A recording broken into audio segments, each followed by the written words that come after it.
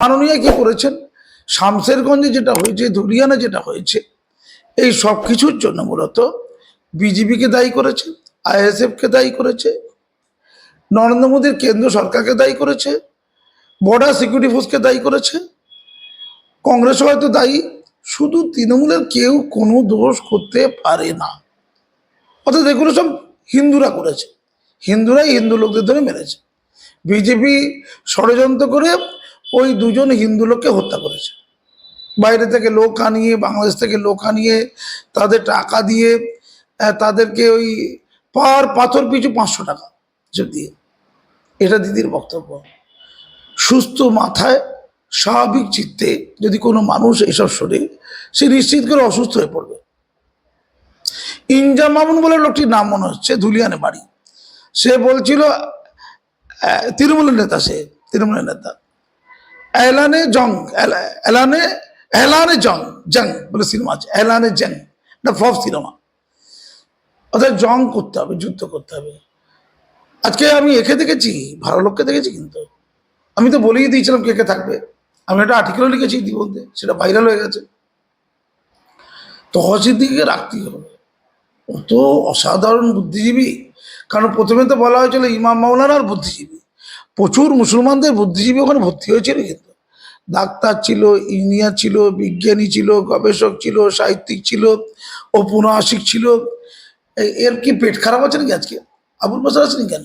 এত বড় অনুপ্রেরণা পেয়ে মুসলমানদের সবাই আসবে না, এসেছে কিনা যাই না, বলতে পারবো না। কোনো হচ্ছে পেটের একটু প্রবলেম হয়েছিল, যেমন শতাব্দীর পেটের একটু প্রবলেম হয়েছিল ওই যেদিনে এর বিলটা বেরোলো না, মানে যেদিনে বিধানসভা পার্লামেন্টে উঠলো আর কি, ওই দিনে শতাব্দী চাইনি, ওই দিনে মনে হয় পেটে একটু প্রবলেম হয়েছিল। তারপরে ওটা ভালো হয়ে গেছে, রামনবমীর দিনে পুরো ভালো হয়ে গেছে, হয়ে গিয়ে পেট পুরো ক্লিয়ার, রামনবমী হাঁটলো। তো তহা সিদ্দিকি ছিল, তহা সিদ্দিকি একটা গুরুত্বপূর্ণ কথা বলেছিল। মাননীয় কিন্তু জিজ্ঞাসা করবে না, তহা বলে কথা। তহা যাকে একজন তৃণমূলের নেতা বলেছিলেন রামকৃষ্ণ পরমহংসদেব, কি অসাধারণ মিল না?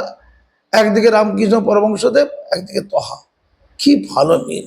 সেই তহা বলেছে কি যুদ্ধ করতে হবে, যুদ্ধ করতে হবে। ভিডিও দেখাবো, রেকর্ডিং চালাবি কিন্তু। যুদ্ধ করতে হবে, কার সাথে তৈরি হো মুসলমানরা, যুদ্ধ করতে হবে কার সাথে? হিন্দুদের সাথে, হিন্দুদের সাথে যুদ্ধ করতে হবে। আর বিষাক্ত সাপ কামড়ালে ডাক্তারের কাছে, বদ্যির কাছে, হসপিটালে যাওয়া যাবে না, ওই তোহার কাছেই যেতে হবে। সেই থুতু দিয়ে বিষাক্ত সব নামিয়ে দেবে। কি অসাধারণ বিজ্ঞানী না? তো এরকম একজন বিজ্ঞানী, সে বুদ্ধি পাবে না? হিন্দুদেরকে হত্যা করা কত ভালো জিনিস বলতো।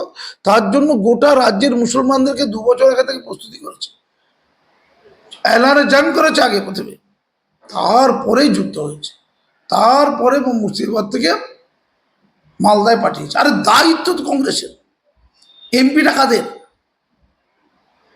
ঈশা খান চৌধুরী কংগ্রেসের এমপি, মালদার কংগ্রেসের এমপি, মুর্শিদাবাদের অংশটা তো ঈশা খান চৌধুরী রান্নারে, সব তো ঈশা খান চৌধুরী। ঈশা খান চৌধুরী কিন্তু লিখিত চিঠি করেছিল এসপিকে, যে বিশাল দাঙ্গা হতে পারে, সমস্যা হতে পারে, আপনি পদক্ষেপ নিন। সব ল অ্যান্ড অর্ডার তো রাজ্য সরকার হাতে না, দিদি বলেছে ঈশা খান চৌধুরী হাতে। অর্থাৎ পশ্চিমবঙ্গের ওই মালদা মুর্শিদাবাদ অঞ্চলের ল অ্যান্ড অর্ডারটা দেখার দায়িত্ব শুধু ঈশা খান চৌধুরী, আর কারো নয়।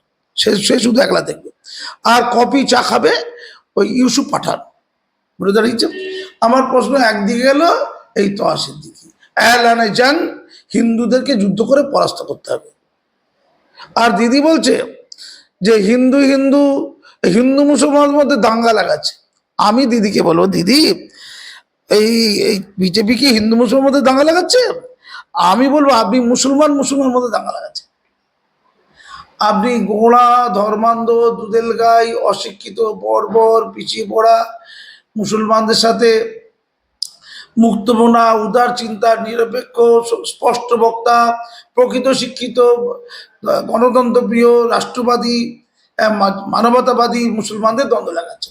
হেরে যাবে কারা?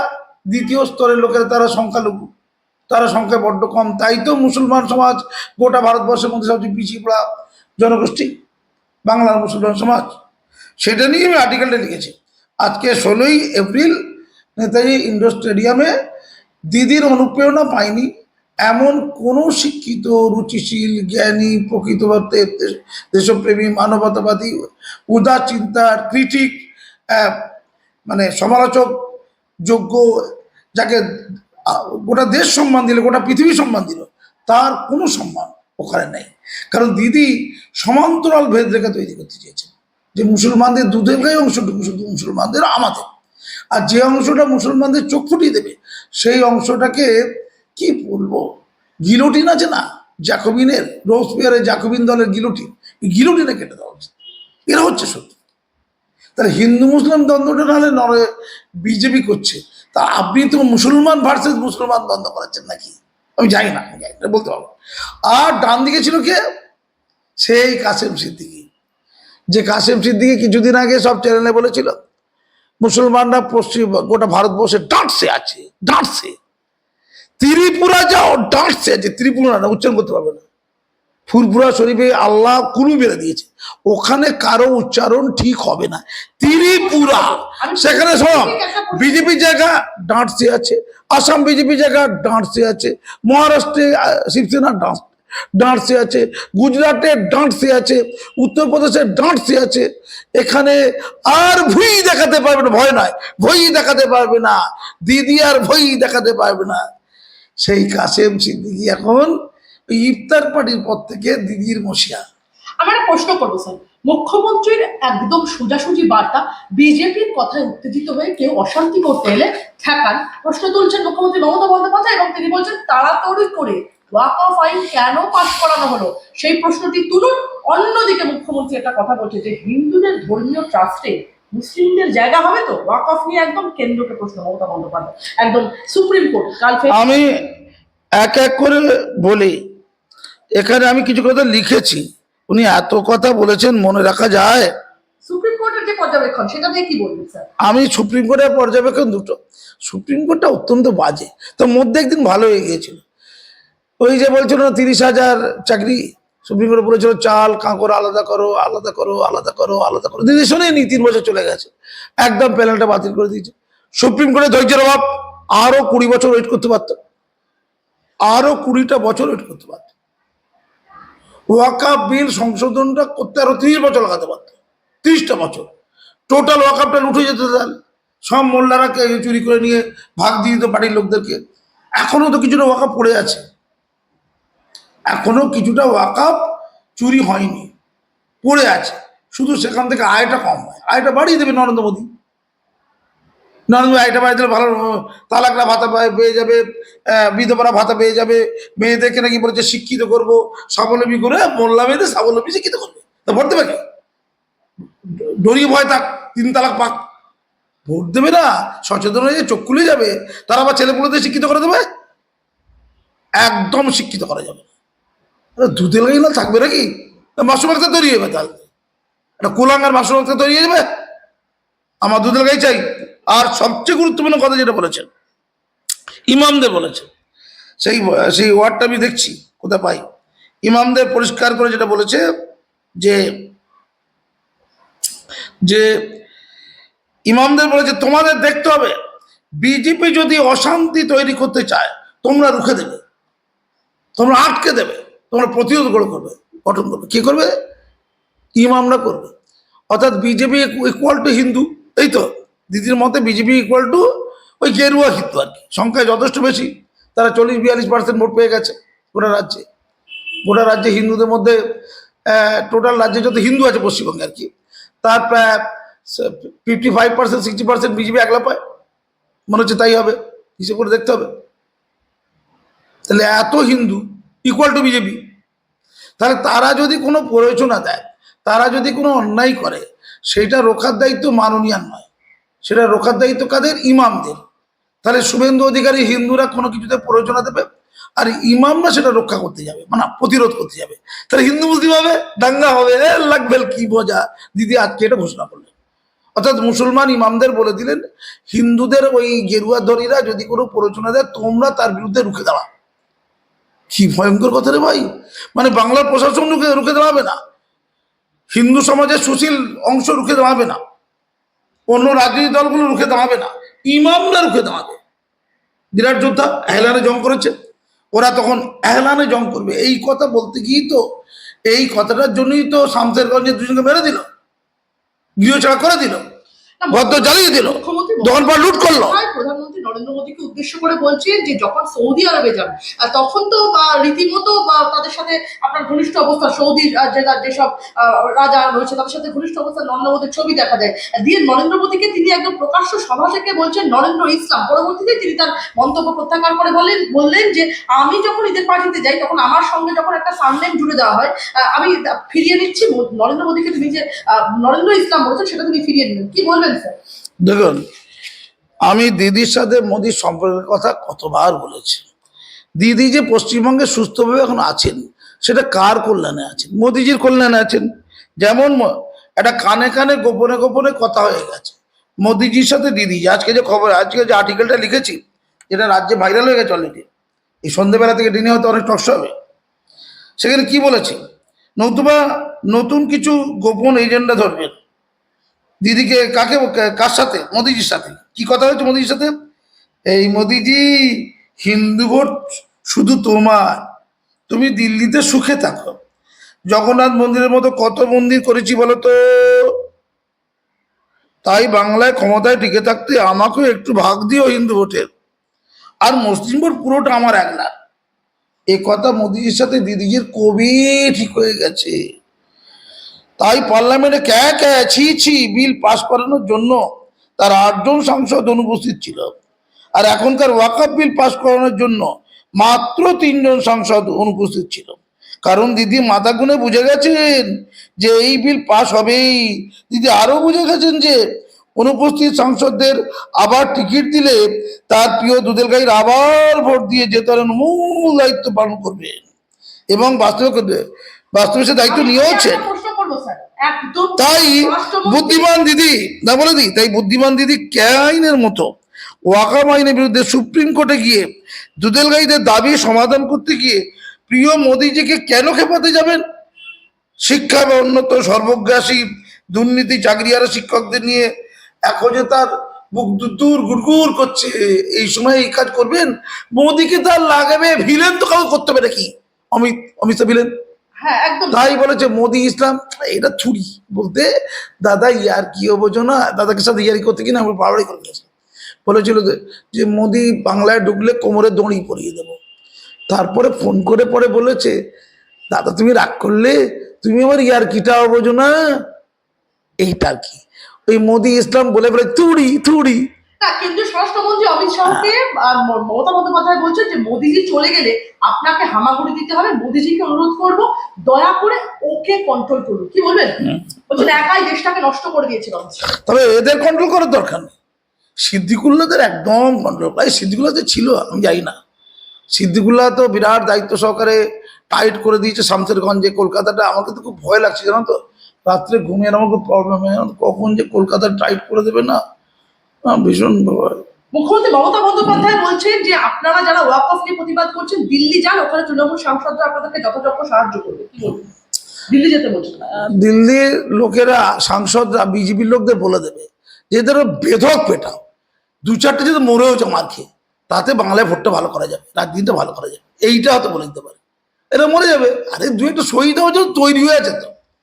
যেমন ওই 20 জানুয়ারি, এই 20 ডিসেম্বর 2024-এ সিদ্দিকুল্লাহ সাহেবদের এবং বিশেষ করে তোহা সিদ্দিকী সাহেবদের বিরাট সভায়, কোথায়, ওই রাসমণি রোডে বিরাট সভায় জনৈক ইমাম যাদের নিয়ে আজকে বৈঠক করলো, তিনি বলছেন, ও তরুণের দল, কিশোরের দল, হাজার হাজার লোক সামনে আছে, তোমরা হাত তোলো, কে কে তোমরা ওয়াকফের জন্য নিজের জান দেবে, শহীদ হবে। তোমরা কারা কারা ওই মানব বোমামে বলো, মানে শহীদ হবে না, মানব বোমা হতে পারে সে। আরে যে জান দেবে সে তো 2-4টে হিন্দুদের বা অন্য ধর্মের লোককে মেরে দেবে তো জান দেবে নাকি? 2-4টে বিজেপিকে মেরে দেবে জান দেবে, এমনি জান দিয়ে দেবে, বলে জান দিয়ে দেবে। তো তেমন জান দেওয়া লোকগুলো যাবে কোথায়? দিল্লি যাবে। তো তাদেরকে অ্যারেস্ট করে যেতে দিই না, ওদেরকে অ্যারেস্ট করে যাবে না। ওরা প্রচুর সহিষ্ণু, বিরাট সহিষ্ণু, ওরা এলানে জং করছে তো যাবে, দিল্লিতে মার খাবে। অন্যদিকে রাজ্য বিজেপি সভাপতিকে একদম মারধরের হুমকি দিলেন তৃণমূল বিধায়ক শওকত মোল্লা। এমন মারবো মুখ চেনা যাবে না, হুমকি তৃণমূল বিধায়ক, কি বলবেন? প্রচুর ক্ষমতা তো, চারিদিকে তো মারছে। নওশাদ তো শিখে গেছে, কিন্তু সেও কম যায় না। হ্যাঁ, দিদি নজরে ভালো করে পড়ে গেছে। নওশাদ দেখিয়ে দিল, তুমি ওইদিকে সিদ্দিকুল্লাহ আছো, আমি কি কম মোল্লা নাকি? তুমি হতে পারো সিদ্দিকুল্লাহ, আমিও বিখ্যাত মোল্লা। আমি কত লোককে মৃত্যুর বন্দোবস্ত করে দিলাম। আমার আইএসএফ দল করতে গিয়ে মহিউদ্দিন সব কত লোক মারা গেল, জান দিয়ে দিল। আর এবারে একটা জান দিতে পারলো না, খালি ওই কয়টা পুড়িয়ে ছেড়ে দিল। সরকারি সম্পত্তি করা পড়লে হবে, দিদিতে বলছে 40 লাখ টাকা করে দাম, এই বাইকের দাম 40 লাখ টাকা। আরে নওশাদের পয়সার কোনো অভাব নেই, দিদি 9,000 থেকে পয়সা জন দিয়ে দেবে। 40 লাখ টাকা কোনো টাকা, এক একটা দাম 40 লাখ টাকা। নওশাদের দলবল কত ভালো কাজ করে, রাস্তা ঘেরাও করে দিয়ে, অবরোধ করে দিয়ে, পুলিশ আবার আটকাচ্ছে, কেনা পুলিশ আটকাচ্ছে। এত বড় ক্ষমতা, পুলিশ সব লড়াতে পারতে পুলিশ থাকে বলে জ্বালিয়ে পুড়িয়ে দিল। কিন্তু পুলিশ একটু লাঠি চালিয়েছে, ওই আমাদের কেন্দ্রীয় বাহিনী হলে কিন্তু গুলি চালিয়ে দিত, কি মজা হতো না? গুলি চাললে মানুষ বলে তো রোজ টিভিতে রাখতো, রোজ টক। বলছেন ওয়াক অফ প্রপার্টিতে অনেক হিন্দুরাও দান করেছে এবং অনেক ওয়াক অফ প্রপার্টিতে অনেক হিন্দুরাও থাকে। ইমামদের তো উনি বিপদে ফেলে দিলেন, যারা মঞ্চে বসে আছেন তারা তো দাবি করছেন যে ওয়াক অফ প্রপার্টি তাদের বাবা দাদা সব দিয়ে গেছেন, এখানে অন্য কারোর সম্পত্তি নেই, কি বলবেন? মুখ্যমন্ত্রী অন্য কথা বলছেন। ওয়াকফ সম্পত্তি কোনো হিন্দুরা দিলে তাকে প্রথমে মুসলমান হতে হবে, 5 বছর মুসলমান হয়ে যাবার পর তবে সেই ওয়াকফ, সেই সম্পত্তিটাকে ওয়াকফ সেই মুসলমানটা করতে পারবে। এটা বিধিতে আছে। বিধিতে আছে ওয়াক বাই ইউজার, অর্থাৎ যে ব্যবহার করছে ওয়াকফ সম্পত্তি যুগ যুগ ধরে, যেমন 12 বছর ধরে যদি বিনা প্রতিরোধে, বিনা প্রতিবাদে, বিনা মোকদ্দমায় কেউ যদি নির্বিঘ্নভাবে কোনো সম্পত্তি ভোগ করে, সেটা যদি ওয়াকফও হয়, সেটা তার হয়ে যাবে, যে 12 বছর ধরে ভোগ করছে। যে মুসলমানদের ভয় দেখানো হচ্ছে যে 400 বছর 300 বছরের কবরখানা মসজিদ সব দখল করে নেওয়া হবে, কেড়ে নেওয়া হবে, তারা কত বড় নির্বোধ যে এই ওয়াকফ অ্যামেন্ডমেন্ট বিলের মধ্যেই যে 12 বছরের ব্যবধানটা রেখেছে বা প্রভিশনটা রেখেছে, তাতেই তো পরিষ্কার করে বলা আছে 12 বছর আগেতে, 12 বছর বা তার আগের যদি কোনো প্রপার্টি কোনো ব্যক্তি কোনো কাগজ ছাড়াই ব্যবহার করে থাকে, কাগজ নেই, তাহলে তারই থাকবে। কাগজ নেই তো, ওর তো মুখে মুখে হয়েছিল, একে ওয়াক বাই ইউজার বলে। 400 বছর ধরে বা 200 বছর ধরে, 50 বছর ধরে, 100 বছর ধরে যে প্রপার্টি যারা ভোগ করেছে, যারা ব্যবহার করেছে, ওয়াকফের নামে হোক আর যার নামে হোক, সেটা তারই থাকবে। এই অ্যামেন্ডমেন্ট বিলে পরিষ্কার করে এই কথা বলা হচ্ছে। আর কিছু অ্যাডভোকেট, কিছু মৌলানা মৌলবি বলে বেড়াচ্ছে, ওরে তোদের বাপদাদারা মরে গেলে কবর দিবি কোথায় রে? কবর দিতে পারবি রে? কবর দিতে পারবি না, তুই কবর, মুসলমানদের কবর থাকতে হবে। আর দিদি কবরটা গোল করে ঘিরে দিয়েছে। আচ্ছা, এই গাজাতে এত লোক যে মারা যাচ্ছে, তাদের তো সমাধিস্থ করা যাচ্ছে, তো গাজাতে এত যদি প্যালেস্টাইন মানে ইসরায়েল কবরখানা করে দেয়, মানে মরার পরে মাটিতে ঢুকিয়ে দেওয়াটা, এটা গাজার মানুষদেরকে ইসরায়েল কিন্তু এই সুযোগটা দিয়েছে। যত লোক মরছে গর্ত করে কিন্তু ঢুকিয়ে দিচ্ছে বাড়িতে, এতে কোনো আপত্তি হচ্ছে না। বাংলাতে এই সুযোগ দেবে না? বাংলাটা কি গাজার চোখ খারাপ হয়ে গেছে? কি বলতে চাইছে? আমি পরিষ্কার বলছি, চ্যালেঞ্জ করছি, যে মৌলানা মৌলবি এবং 2-1 অ্যাডভোকেট তারা কি করে বলুন তো, মুসলমানদের ভয় দেখালে মুসলমানরা তার কাছেই যাবে, আর সে ওই বিভিন্ন আইন আদালতের ব্যাপারটা কেসগুলো নেবে, মক্কেল হবে আর কি, তার বিরাট প্রসাদ জমবে। মানে মুসলমানদের যে করে কমে খাবে। প্রথমত বিদেশি টাকা কতটা এসছে, যারা এই ভাঙচুরগুলো করছিল তারা বিদেশি ফান্ড ক টাকা পেয়েছে, তারা কারা ছিল, এটা এনআইএ কে তদন্ত করতে হবে। আমি উল্টো কথা বলছি, যে যে মসজিদে বলা হয়েছে যে তোমরা ওয়াকফ উদ্ধার করার জন্য কৃষকদের বলা হয়েছে জান কুরবান করে দাও, মসজিদের খোদবাতে যে যে ইমামরা বলে এই সরলমতি 10-12 বছরের বাচ্চাদেরকে, 13-14 বছরের বাচ্চাদেরকে ভড়কিয়েছে, বাচ্চারা আইন হাতে তুলে নেবে। আচ্ছা, বাংলায় ধরুন প্রতিটা মুসলমান জান দিয়ে দিল, ধরুন বাংলায় 4 কোটি মুসলমান, 3 কোটি মুসলমান আছে, 3 লক্ষ জান দিয়ে দিল, তাতে কি ওয়াকফ বিল চেঞ্জ হয়ে যাবে? আগে উত্তর দিন। বাংলার এই 3 কোটি মুসলমান 30 দিন ধরে রোজা রেখে না খেয়ে থাকবে এই প্রতিবাদে, অনশন করে থাকলো, তাতে কি ওয়াকাফ বিল পরিবর্তন হবে না? না বলেনি। ওয়াকাফ সংশোধিত বিল পরিবর্তনের জন্য প্রথমে বিধানসভায় আলোচনা করতে পারে মাননীয় বিধানসভাতে, তারপরে সুপ্রিম কোর্টে গিয়ে ভালো লয়ার ঠিক করে কোথায় কোথায় যুক্তিসঙ্গতভাবে ফাঁক আছে সেটা দেখি মামলা করতে পারে। সুপ্রিম কোর্ট এই অ্যামেন্ডমেন্টকে চ্যালেঞ্জ করতে পারে, সেই ক্ষমতা কেবলমাত্র সুপ্রিম কোর্টের আছে। সেই কাজ করা শান্তিপূর্ণভাবে জনমত তৈরি করা যেতে পারে। কিন্তু কেউ যদি বলছে অনশন করবো আর এহলানে জং করব, আর ধরে ধরে তরুণদেরকে বলা হচ্ছে তোমরা শহীদ হয়ে যাও, কাকে মারতে গিয়ে শহীদ হবে? শহীদ হতে গেলে তো কাউকে মারতে হবে নাকি?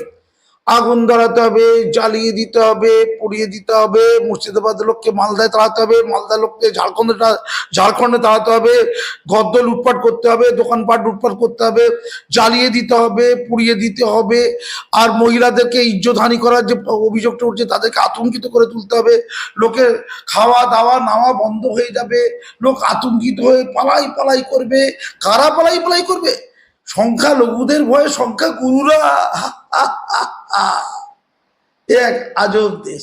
তো এ কথা বললে কেন্দ্রের বিজেপি সরকার আছে, তারা তখন অনেকটা জকির মতো হয়ে যাবে, বুলডোজার নিয়ে আসবে, ভেঙে দেবে, গুলি চালাবে শীতলকুচির মতো, কত লোক মারা যাবে।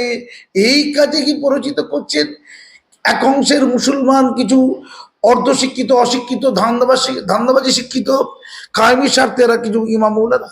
বলুন মাননীয়, আজকের অনুষ্ঠানে ইমামদেরকে শপথ গ্রহণ করাতে পারত, বলতে পারত আমাদের কোনো ইমাম একটাও উত্তেজনা সৃষ্টি করবে না, তরুণ কিশোর সরলমতি মুসলমান ছেলেদেরকে ভড়কাবে না, কেউ যদি অশান্তি তৈরি করতে চায় আমরা দল বেঁধে গিয়ে অশান্তি আটকাবো। হিন্দুদের অশান্তি বলছে না, মুসলমানদের অশান্তি, নিজের ধর্মের লোকদের অশান্তি আটকাবো। হিন্দুদের অশান্তি আটকানোর দায়িত্ব দিচ্ছে কে? দিদি দিচ্ছে, বা ইমামকে বলছে কি বিজেপি যদি প্ররোচনা দিয়ে অশান্তি করে তোমরা আটকাও, মানে উল্টো। মানে মুসলমানরা তাদের জাতি তাদের সম্প্রদায়ের যারা বিপদগামী, যারা উত্তেজনা তৈরি করছে, যারা অসচেতন, তারা অন্যায় করলে মাসুম আক্তার গলায় রক্ত তুলছে, তাদের সাবধান করছে, তাদেরকে সতর্ক করছে। তারা কেউ সন্তুষ্ট হচ্ছে না, শুনে ইমামদেরকে দিয়ে কাজটা করাতে পারত। উল্টে না বলে দিই, উল্টে ইমামরা লোককে ভড়কাচ্ছে, সেই ভড়কে দেওয়া ইমামদেরকে সাহায্য করতে পারতো, সতর্ক করতে পারতো, চেতামনি দিতে পারতো। তা না করে উল্টো কথা বলছে। আমি অবাক। আমি বলি যে বলা হয়েছে যে আমাদের দল সবচেয়ে বেশি সংসদে লড়াই করেছে, কে নিয়ে করেছে? আর হাত কেটে দিয়েছে ওই কল্যাণ ব্যানার্জি তো বলেছে যে একটা ঘরে গিয়ে যদি হিন্দুদের ঘরে গিয়ে যদি কোনো মুসলমান নামাজ পড়ে ফেলে 4-5 দিন 6 দিন, ওই জায়গাটাই ওয়াকাফ হয়ে যাবে। এটা লেখা আছে, ওয়াকাফই নেই। উনি তো আরো লোককে ভড়কালেন, উনি তো বিজেপিরা তো অস্ত্র তুলে দিলেন কথা বলে। উনি বলেছেন যারা ওয়াকাফ লুটের বিরুদ্ধে কোনোদিন কোনো একটা চিঠি কাউকে দেয়নি, তাদের ওয়াকাফ নিয়ে বলার কোনো অধিকার নেই। কল্যাণবাবু, কাজী মাসুম আক্তার 2012 সালে 2013 সালে সুনির্দিষ্টভাবে দাগ খতিয়ান ধরে ধরে আপনাদের নেতারা কারা কারা ওই কড়াই রোডের উপরে খোদ মধ্য কলকাতায় ওয়াকাফ লুট করেছে, 1 তলা থেকে 10 তলা বানিয়ে দিয়েছে ওয়াকাফ সম্পত্তির উপরে। মাননীয়কে কাগজপত্র প্রমাণ সহ লিখিত দিয়েছিল, রিসিভ আছে। আপনি কি উত্তর দেবেন? আমি আর একটু বলি, সংশোধনী আইন পাস হওয়ার পর থেকে দুটো চিত্র নজরে এলো স্যার। আপনি যেমনটা বললেন, কলকাতায় একটা চিত্র ধরা পড়লো যেখানে যে একটা মব সংগঠিত হয়েছিল, যারা বলছিল এই ওয়াকফ সংশোধনী আইনের বিরোধিতা তারা করছে, এবং তারা বলছেন এই ওয়াকফ সম্পত্তি নরেন্দ্র মোদীর বাবার নয়, মায়ের স্ত্রীর নয়, প্রয়োজনে তারা নরেন্দ্র মোদীর সাথে কথা বলতে দিল্লি যাবেন। অন্যদিকে দিল্লির চিত্রটা ঠিক এরকম, সেখানে দুজন সংখ্যালঘুকে বলতে শোনা গেল, যেমনটা আপনিও বলেছেন, ওয়াকফের নামে যে দুর্বৃত্তায়ন, যে লুঠতরাজ চলছিল, সেক্ষেত্রে কার্যত নরেন্দ্র মোদীর এই এই এই এই নির্দেশে কোথাও গিয়ে তারা অনেক স্বস্তি বোধ করছে। কি বলবেন? আরে নরেন্দ্র মোদী অনেক দূর কি বাত আছে, মানে দূর কি বাত আছে। ওয়াকাফ যে মুসলমানগুলো লুট করেছে, বাম আমলে কারা কারা লুট করেছে দিদি জানেন? তিনি বলেছিলেন বাম নেতারা 100 কোটি টাকার ওয়াকাফ সম্পত্তি ছিল, কম বলেছেন 100 কোটি টাকা। আমি বলে দেবো কে কে লুট করেছে, দিদি আমার কাছে আসুন। আপনার আমলে যে মুসলমান নেতাগুলো তৃণমূলের বড় মেজো সেজো লসেজো ছোট নেতা, কে কে আমি জানি, আমরা জানি, দিদি নরেন্দ্র মোদী লুট করছেন বলছেন কেন? আমার আল্লাহ রসুল করা মাথায় টুপি দেওয়া আপনার মঞ্চে যারা ছিল তারাই লুট করেছে।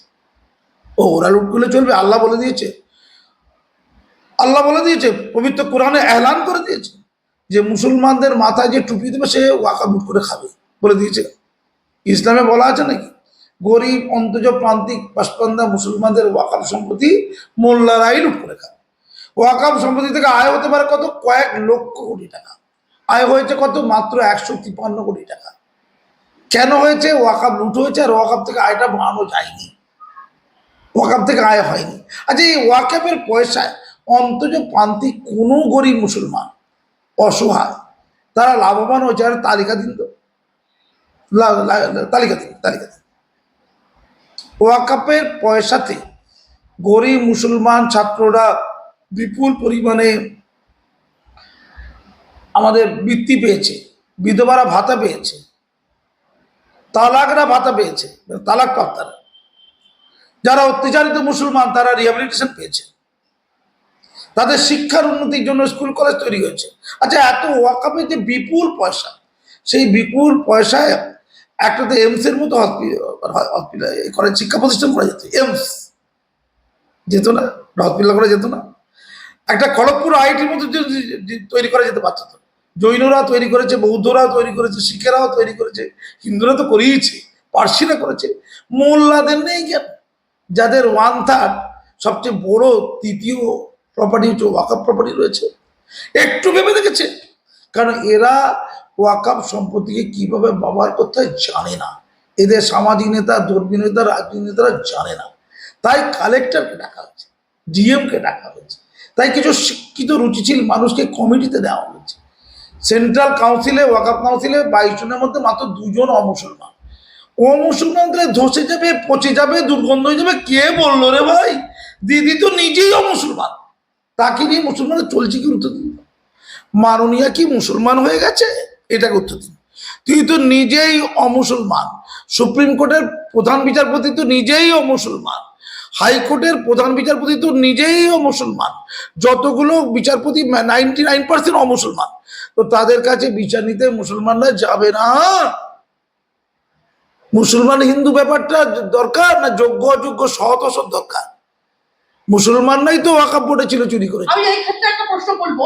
মুখ্যমন্ত্রী মমতা বন্দ্যোপাধ্যায় বলছেন যে মুসলিম ভাই বোনদের বলবো, এই আইন সংবিধানে যে সম্পত্তির অধিকারের কথা আছে তা ভেঙেছে। সংবিধানের 18 এবং 35 নম্বর অনুচ্ছেদে সম্পত্তির উপর রাজ্য সরকারের অধিকারের কথা বলা আছে, সেটা রাজ্য বিধানসভায় এখতিয়ারভুক্ত। সেই অধিকারও কেড়ে নিয়েছে এই আইনের মাধ্যমে। এটা যুক্তরাষ্ট্রীয় কাঠামোর বিরোধী, কি বলবেন?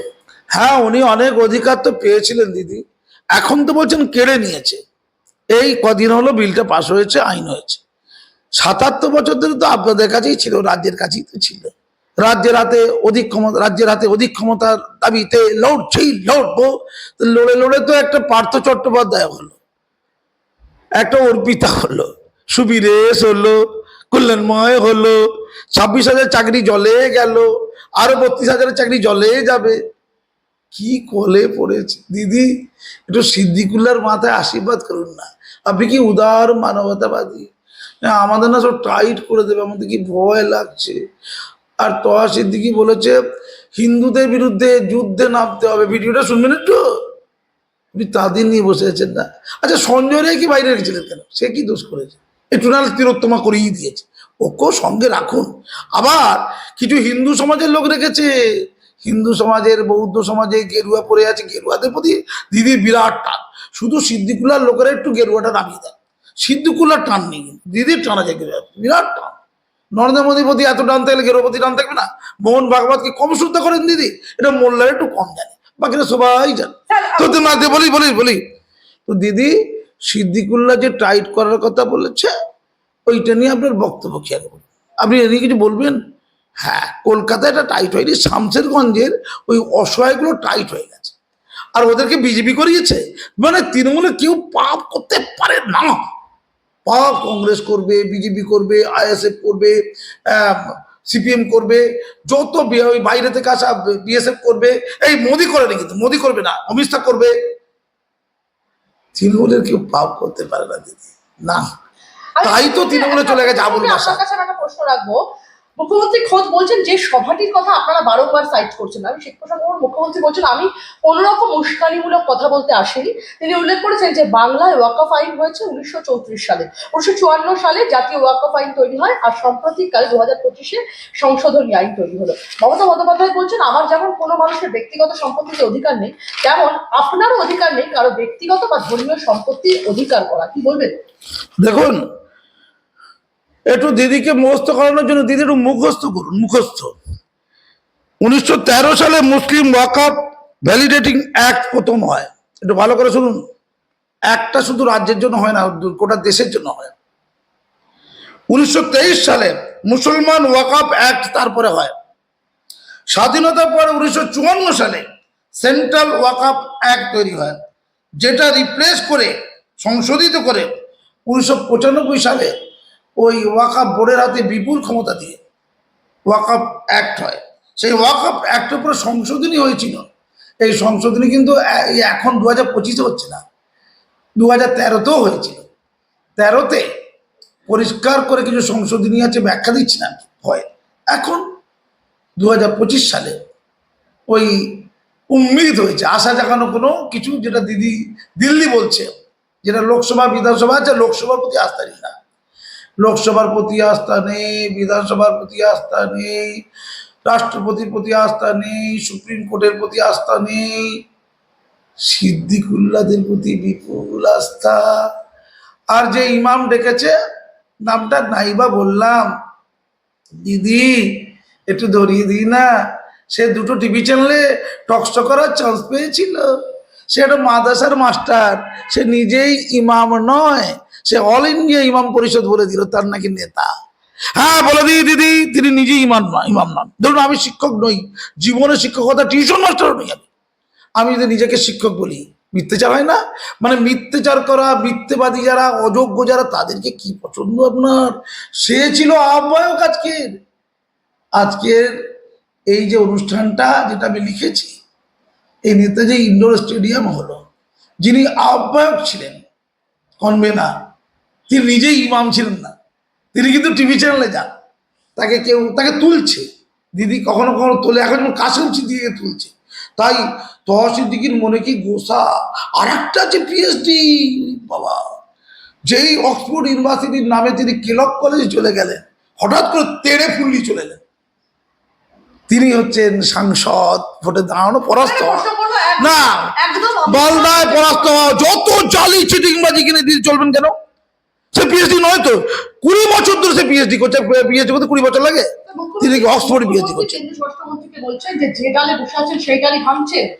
কালিদাস বলে কটাক্ষ মমতা। কালিদাস ছোট না দিদি ছোট? অমিত শাহ যদি কালিদাস হয়, অমিত শাহ অনেক পুণ্যি করে এসছে, কালিদাসের মতো মহান একটা আত্মা অমিত শাহ হয়েছে। ঠিক করছেন, যে ডালে থাকবে সেই ডালটাই কাটা উচিত। যেমন কাজী মাসুম আক্তার রাজ্য সরকারের আন্ডারে আছে, রাজ্য সরকারের তীব্র সমালোচনা। কাজী মাসুম আক্তার মুসলমান সমাজের একজন, মুসলমান সমাজের গোলামী অন্ধত্বের তীব্র সমালোচক, ঠিক কালিদাসের মতো।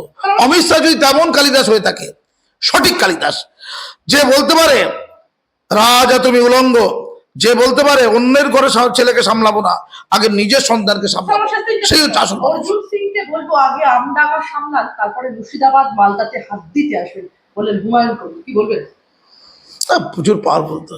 এই অর্জুন সিংকে সাবধান করে দিচ্ছে, বেশি মস্তানি করবেন না, ভাগীরথীটা ওইদিকে আছে। এই আমাদের হুমায়ুন কবির এত ধৈর্য হয়নি। আরে গঙ্গা থাকতে ভাগীরথীতে সব বডি ফেলা যায়? কিছু বডিকে ওই সুতি, শামসেরগঞ্জ, ধুলিয়ানের পাশে যে গঙ্গাটা আছে না, ওই গঙ্গায় ফেলার একটা বন্দোবস্ত হয়েছে। দুজনকে ফেলা গেছে, বেশি ফেলা যায়নি। হ্যাঁ বলো। ওয়াকফ আইনের বিরোধিতায় একাধিক আবেদন সুপ্রিম কোর্টে, সাংবিধানিক বৈধতাকে চ্যালেঞ্জ করে মামলা। আজ প্রায় 10টির মতো আবেদনের শুনানি। প্রধান বিচারপতি সঞ্জীব খান্নার নেতৃত্বাধীন বেঞ্চে শুনানি চলল। চলতি মাসের প্রথম সপ্তাহে সংসদের দুই কক্ষেই ওয়াকফ সংশোধনী বিল পাশ হয়। প্রায় 25 ঘন্টার বেশি বিতর্কের পর বিলটি পাশ হয়। রাষ্ট্রপতির অনুমোদন দেওয়ার পরে বিলটি আইনে পরিণত হয়। কি বলবেন? আইনে পরিণত হয়েছে, দিদি বলেছে আর একটা বছর অপেক্ষা করুন। একদম। দিদির লক্ষ্য 26 পর্যন্ত, তারপরে কাউকে চিনবে না। এই তুই দুধের গাই, 1 বছর পর সরকার বদলাবে, তখন নতুন যে সরকার আসবে তখন নতুন করে আইন সংগঠিত হবে। দিদি সরকার বদলাবে, সত্যি বলছি, সরকার বদলাবে। আপনি যেদিকে এগোচ্ছেন, কিসের ইঙ্গিত দিচ্ছেন? আমি একটু বলি, আপনি যেদিকে এগোচ্ছেন আর্থিকভাবে দেউলিয়া হয়ে গেছে রাজ্য। 26,000 চাকরি চলে যাওয়াতে মনে হয় আপনি খুশি, কারণ ওই টাকাটা আপনি লক্ষ্মীর ভাণ্ডারকে দেবেন, আর এদেরকে কন্ট্রাকচুয়াল টিচার করবেন। আমি বুঝে গেছি, আরও 32,000 আসছে, ওই টাকাও জমা হবে, রাজ্য দেউলিয়া হবে, চারিদিকে খুনোখুনি হবে, আত্মহত্যা হবে। হিন্দু মুসলিম দাঙ্গাটা খুব জরুরি, ওটাও মোটামুটি ভালোই চলছে। একদিকে লুটপাট, অন্যদিকে দাঙ্গা, অন্যদিকে হিংসা, মারপিট, গালাগালি, ধমক চমক, এ ওকে মারছে, সে তাকে মারছে। এই যদি চলতে থাকে, নিজের পক্ষে যদি মনে হয় ওই দাঙ্গাটাই করতে হবে, দুজনকে মেরেছে কেন আরো বেশি করে মারতে হবে, গঙ্গা বাগড়িতে তৈরিই আছে, আর সংখ্যালঘুদেরকে মারবে সংখ্যাগুরুরা, সংখ্যাগুরুদের মারবে সংখ্যালঘুরা, পিপিলিকা ডানা বাজায় মরিবার তরে। আমার তো ভোট চাই, তোরা মারপিট কর না। যদি তাই হয়, রাষ্ট্রপতি শাসন বলে একটা শাসন আছে, সেই শাসন করে যদি 26-এ ভোট হয়, আর প্রচন্ড পরিমাণে যদি ওই বিএসএফরা লাঠি নিয়ে ধায়, সিদ্দিকুল্লার যদি এদিক ওদিক ছিটকে যায়, পালাবদলটা কেন্দ্রে হবে নাই, বাংলাতেই হয়ে যেত। শেষ প্রশ্ন স্যার আপনার কাছে। একদিকে মুর্শিদাবাদে একদম নিহতের পরিবারকে 10 লক্ষ টাকা আর্থিক সাহায্যের ঘোষণা এবং ক্ষতিগ্রস্তদের বাংলার বাড়ি দেওয়ার ঘোষণা মুখ্যমন্ত্রী মমতা বন্দ্যোপাধ্যায়। অন্যদিকে জেহাদি তাণ্ডবে মৃত দুজন কেউ 10 লাখ করে টাকা দেওয়ার কথা ঘোষণা, আর যে জেহাদি আক্রমণ করতে এসে পুলিশের গুলিতে তার মৃত্যু প্রাপ্ত হলো, সেও 10 লাখ টাকা পাবে। কি বলবেন? আমি এ নিয়ে বলবো না কে কত টাকা পাবে, আসলে ভোট পাবে। কি দিতে গিয়েছিল, টাকা দিতে যায়নি, ভোট দিতে গিয়েছিল। এটা ভোট চলছে, কে মরেছে, কতটা মরেছে, কি পরিমাণ মরেছে বড় কথা নয়। দিদি, আপনি কোনটা সুনিশ্চিত করবেন? যারা অপরাধী তাদের খুঁজবেন, তাদেরকে ফাঁসি কাটে ঝোলাবেন। যারা বেরিয়ে গেছে, তারা কেন বেরিয়ে গেছে আপনি নিজে কি জানবেন, জেনে তাদের পুনর্বাসন দেবেন। আর তাদেরকে যারা বেরিয়ে যেতে সাহায্য করেছে, তাদের মধ্যে এক অংশ বলছে তো বিএসএফ ঢুকিয়েছে, বাকি অংশ তো জানাই আছে কারা, পড়শি পাশের, তাদেরকে যাতে গৃহচারা হতে হয় সেই বন্দোবস্ত করবে। ধন্যবাদ। আমি ওয়াকাফ নিয়ে পরিশেষে একটা কথাই বলবো, মুসলমানদের যত সংগঠন অর্গানাইজেশন আছে, আপনারা হাইকোর্টে যান, মানে হাইকোর্টে বা সুপ্রিম কোর্টে যান, মামলা করুন, আপনারা নিজেদের মধ্যে আলোচনা করুন। তার আগে ওয়াকাফ বিলটা খুব ভালো করে পড়ুন, জানুন, বুঝুন, দেখুন কোথায় কোথায় কোথায় লাভ আর কোথায় কোথায় ক্ষতি। মুসলমানদের ওয়াকাফের তো কোনো বাবা মা ছিল না, এখন যদি কোনটা ওয়াকাফ আর কোনটা ওয়াকাফ নয় এটা সুনিশ্চিত করা যায়, সেটা তো করলেন। আর এই যেটা দিল্লি বলেছে, মানে আমাদের আইন বলেছে, আইন যে ওয়াকাফ পুরোটা কম্পিউটারাইজ হচ্ছে, একটা সেন্ট্রাল পোর্টাল তৈরি হচ্ছে, তাতে ওয়াকাফকে রেজিস্ট্রেশন করা হচ্ছে, গোটা ভারতবর্ষে ওয়াকাফকে একটা ছাতায় আনা হচ্ছে। সেখানে ওয়াকাফ কোনটা আর ওয়াকাফ কোনটা নয় এটা প্রমাণ করার জন্য কাগজ সংগ্রহ করতে হবে। সেই কাগজ সংগ্রহ করা, পেপার তৈরি করার দায়িত্ব কাদের উপর বর্তাবে? মতোয়াল্লিদের উপর বর্তাবে, যারা ম্যানেজার, যারা দেখাশোনা করে। অনেক মতোয়ালিরা নিজেই চোর, অনেক মতোয়ালিদের কাছে কাগজ নেই, অনেক মতোয়ালি অত্যন্ত গরিব, অনেক মতোয়ালি লেখাপড়া জানে না। মুসলমান সমাজে ছোট বড় মেজো নেতা, সামাজিক রাজনৈতিক এবং ধর্মীয় নেতা, তারা ওই কাগজটা তৈরি করার বন্দোবস্ত করে দিই। যদি কাগজ তৈরি করে ওয়াকাফ সম্পত্তিগুলোকে মানে যদি রেজিস্ট্রেশন করে ওয়াকাফের আন্ডারে রাখতে পারা যায়, এর চেয়ে বড় আনন্দের খবর কি হতে পারে। এবং সেই অর্থ, সেই সম্পদকে গরিব পাসমান্দা মুসলমানদের জন্য যদি প্রকৃত অর্থে ব্যয় করা যায়, মুসলিম নারীদের জন্য প্রকৃত অর্থে ব্যয় করা যায়, মুসলিম ছাত্রছাত্রীদের জন্য প্রকৃত অর্থে ব্যয় করা যায়, এটা ইবাদত হবে। এই কাজটা করুন। আর বাকিটা ভণ্ডামি, বাকিটা মুরগি হওয়া, দুধের গাই হওয়া, এখান থেকে নিজেকে মুক্ত করুন। ধন্যবাদ। অনেক ধন্যবাদ আপনাকে আমাদের সঙ্গে থাকার জন্য।